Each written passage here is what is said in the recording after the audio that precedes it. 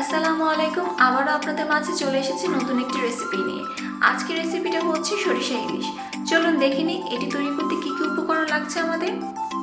প্রথমত নিয়ে নিয়েছি পেঁয়াজ কুচি,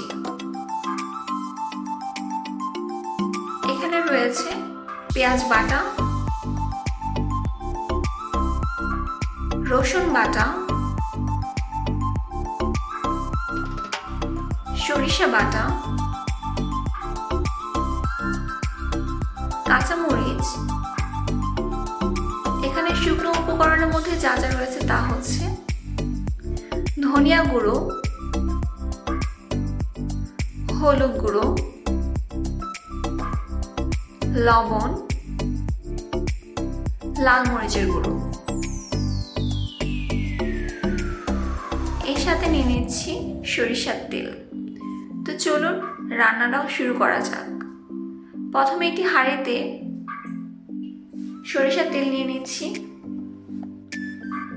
এটাকে ভালোভাবে গরম করে নিতে হবে।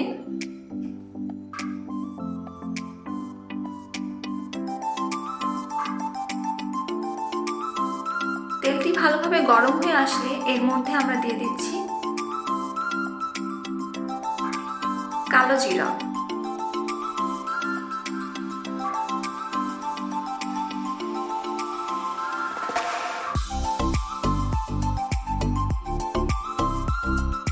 এর সাথে দিয়ে দিচ্ছি হলুদ গুঁড়ো,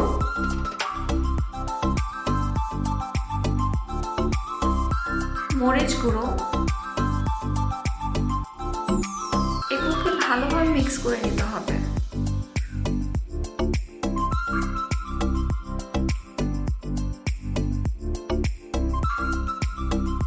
মিক্স করা হয়ে গেলে এর মধ্যে আমরা পেঁয়াজ কুচি দিয়ে নিচ্ছি।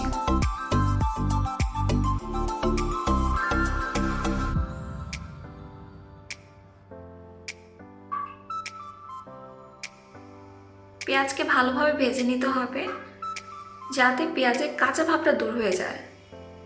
এর সাথে দিয়ে নিচ্ছি পেঁয়াজ বাটা 1 টেবিল চামচ পরিমাণ, রসুন বাটা 1 টেবিল চামচ পরিমাণ,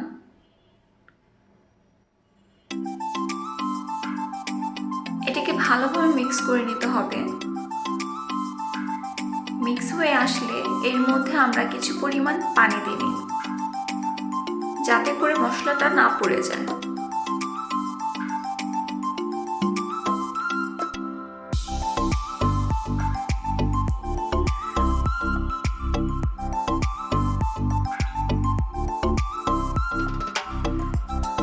এখানে দিয়ে দিচ্ছি ধনিয়া গুঁড়ো,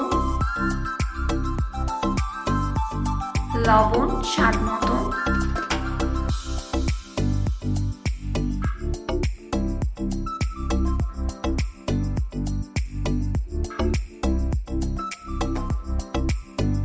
সরিষা বাটা 1 টেবিল চামচ পরিমাণ।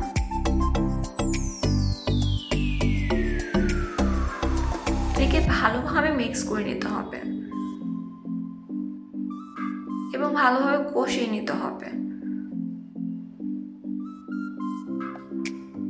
এর সাথে নিয়ে নিচ্ছি ইলিশ মাছ, একে একে করে সবগুলো দিয়ে দিচ্ছি।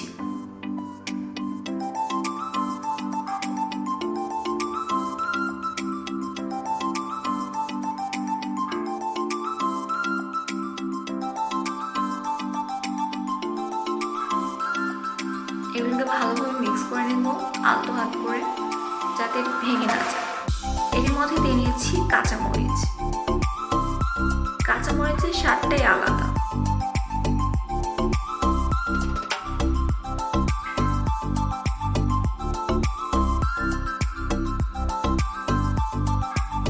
এর মধ্যে আমরা কিছু পরিমাণ পানি দিয়ে নিব।